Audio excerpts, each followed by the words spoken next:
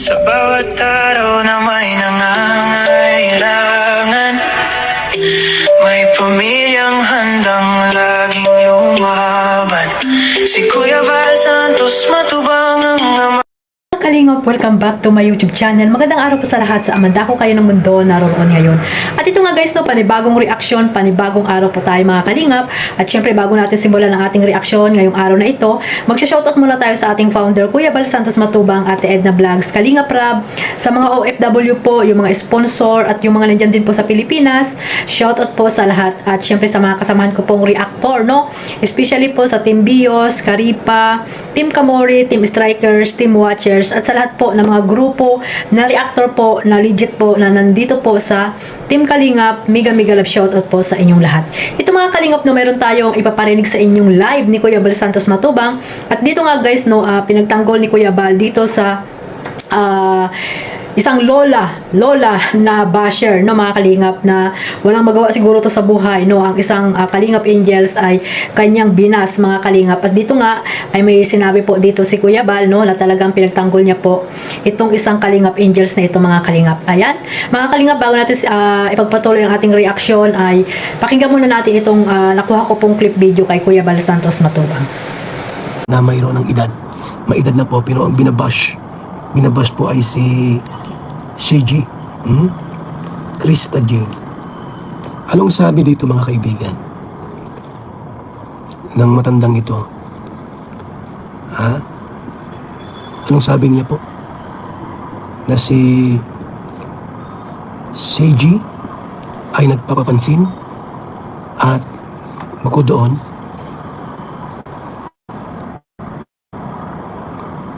sintonado.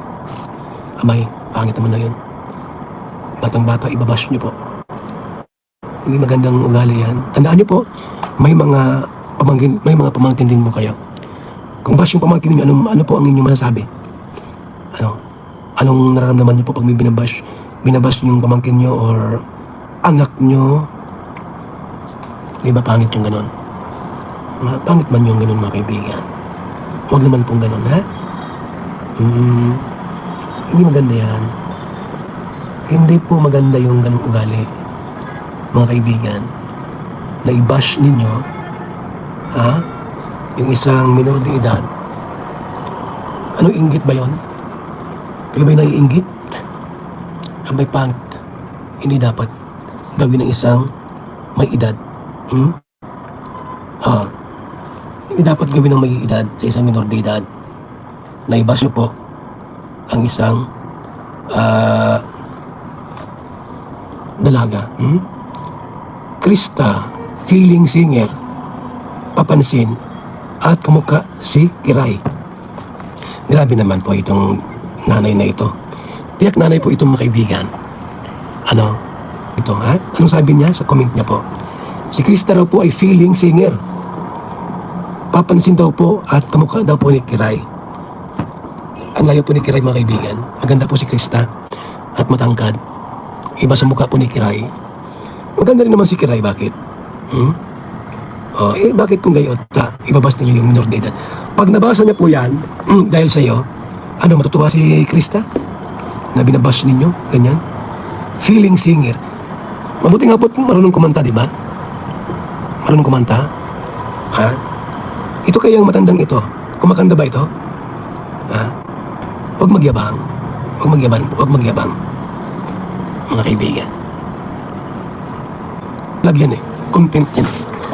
So mga kalingap, sa hindi pa po nakasubscribe at nakapanood ng full video na yan, ayan, pakipuntahan nyo po ang live ni Kuya Val Santos Matubang. At ayan nga po, no, nag-live siya doon sa Vietnam that time. At ayun nga, no, nakauwi na sila Kuya Val at nasa Manila na po sila Kuya Val Santos Matubang dahil po may gagawin pa ata po sila doon. So ang mga nauna po doon, yung mga kasamahan nila, no, sila Kalingap Jomar ata ay nasa na siguro sila sa Dait na, kung hindi po ako nagkakamali. So ayun mga Kalingap, no, credit po dito sa clip video na nakuha ko po kay Kuya Val, no, sa kanyang live. At dito nga po mga Kalingap ay may nag-reaction po kasi dito sa babas dito kay Krista, mga kalingap, no, isang reactor at nakita nga ni Kuya Balyano, si Sir Maestro TV. Ayan, subscribe nyo po si Sir Maestro at isa po yan sa Karipa, no, na talagang legit, no, na reactor. At dito nga guys, no, na-topic po ni Kuya Balyan sa live niya, at yan nga po na talagang ipinagtanggol niya po si Krista, mga kalingap, sa mga basher. Syempre nga mga kalingap, wala namang kaalam-alam si Krista, ay binabas po siya ng isang lola, mga kalingap. Ayun nga, sabi ni Kuya Bal, kung ang pamangkin mo, anak mo kaya ang babas, ano po kaya ang gagawin mo or mararamdaman mo, 'di ba mga kalingap? Syempre masaktan rin, masaktan din siya, 'di ba? Kaya nga sabi ko sa mga basher, no, dapat isaalang-alang natin na yung mga kalingap angels na yan, hindi lamang kay Krista, no, kay Carla, na Beyonce, na talagang binabas, sila Joy, talagang binabas po din sila, mga kalingap, no, na dapat po hindi po natin sila binabas kasi nga parang mga anak na po natin yan, mga kapatid, di ba? Sana tayo po yung malawak ang pangunawa natin, suportahan po natin sila, mga kalingap, dahil po ang mga kalingap angels dapat po pinoprotektahan po yan sa mga basher na walang magawa sa buhay. Kaya ito, katulad ni Krista na minor de edad, ay talagang binabas ng isang lola, mga kalingap, no. So sabi nga ni Kuya Bal, yan nga, na kung sa pamangkin mo or anak mo yan mangyari, ano kaya ang mararamdaman niya, di ba mga kalingap? Syempre magagalit din. So ayan mga kalingap, no, na talagang sabi nga ni Kuya Bal, hindi magandang gawain po ang mambas po, mga kalingap, lalo na po sa mga batang ito, no, sa kalingap angels na wala namang ginagawa sa mga viewers, pero ganun-ganun yun na lang pong ibas po sila, mga kalingap, no. Hindi lamang si Krista po, mga kalingap angels na talagang binabas din po ng mga karamihan po naman ay wala din namang mga mukha. Diba? Ay may mukha pala, ibig sabihin parang walang itsura, na ang hilig-hilig mambas, no? Parang akala mo ay perfecto na yung kanilang mga pagkatao, hindi mo na magtingin sa salamin bago magsalita ng hindi maganda or mangbas or mamuna or mamintas, di ba mga kalingap? Pero kahit na maganda ka, wala kang karapatan na mamintas, no, sa mga batang ito, dahil wala naman po itong kalaban-laban sa inyo at hindi po kayo kilala, di ba mga kalingap? At saka wala silang mga channel para ipaglaban din nila yung kanilang mga sarili, di ba? Sila po ay so ano lang tawag dito, sila po ay may mga ganap lang dito sa kalingap, no, nandyan lang sila para makatulong din sila sa kanilang mga sarili, at syempre mabigyan sila ng magandang kinabukasan ng kalingap, di ba? Wala silang kaalam-alam, mga kalingap, pero sila po ay nakakaranas ng hindi magagandang mga pananalita dito sa mga ugaling ewan, no, dito sa mga may edad na lola, mga kalingap. Karamihan talaga, mga kalingap, may mga edad yung mga basher po, mga kalingap, no. At hindi po natin nilalahat, pero karamihan po talaga ay may mga senior na yung mga basher, no. Yung mga senior na yan, hindi na lang magbasa ng Biblia or manood, no, para hindi na-stress. Yung iba kasi, ewan ko ba, siguro sama talaga ng ugali ng mga ganyang tao, no, ng mga ganyang lola, mga kalingap. Masama talaga yung mga ugali ng mga ganyan, kasi nga dito sa social media nakakagawa sila ng hindi maganda.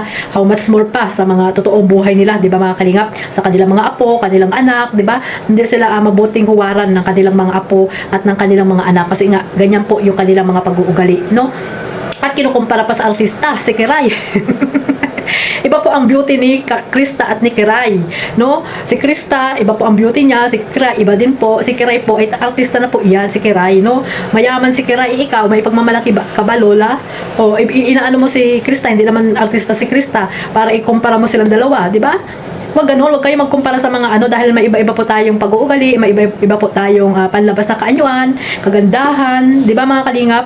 Kaya sana po iwasan po natin yung ganyan, no? At sana hindi lang si Krista, no? At sa iba pang mga kalingap angels, iwasan nyo po yung pambabas, mga kalingap, no? Makasalita kayo ng hindi maganda sa inyong mga kapwa, lalo na po yan, apo nyo na yan, or anak nyo na po, pinagsasalitaan nyo pa, or nagko-comment pa kayo ng hindi maganda dito kay Krista. Kaya ayan po mga kalingap, no? Nandiyan si Kuya Bal na talagang ipinagtatanggol niya po, hindi lamang si Krista ang kanyang pinagtatanggol sa mga basher, mga kalingap. Marami na po iyang pinagtanggol si Kuya Bal, no? Basta mga basher ay talagang sasalitaan din niya ni Kuya Bal. So kung ayaw mong kung ayaw mong sumikat, or siguro gusto mong sumikat, ayan, mambas kayo, mga kalinga, para ma-thumbnail kayo, mailagay kayo sa thumbnail. Pero pag naman kayo, pag nangbas naman kayo, ay ilagay niyo ng picture para sumikat kayo. Hindi yung dami account lang, di ba?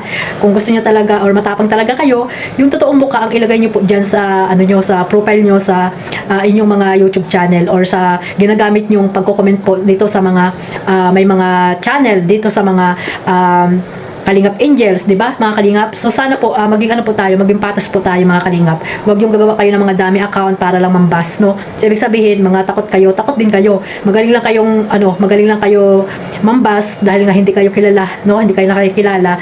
Kaya ganoon po mga kalingap. So hanggang dito na lang po. Maraming salamat po sa walang sawang pagsuporta sa aking maliit na YouTube channel, Kalingap Maymay. Sa hindi pa po nakasubscribe, ayan, pa-subscribe na po and click the notification bell para po updated kayo sa aking mga reaction at live araw-araw mga kalingap.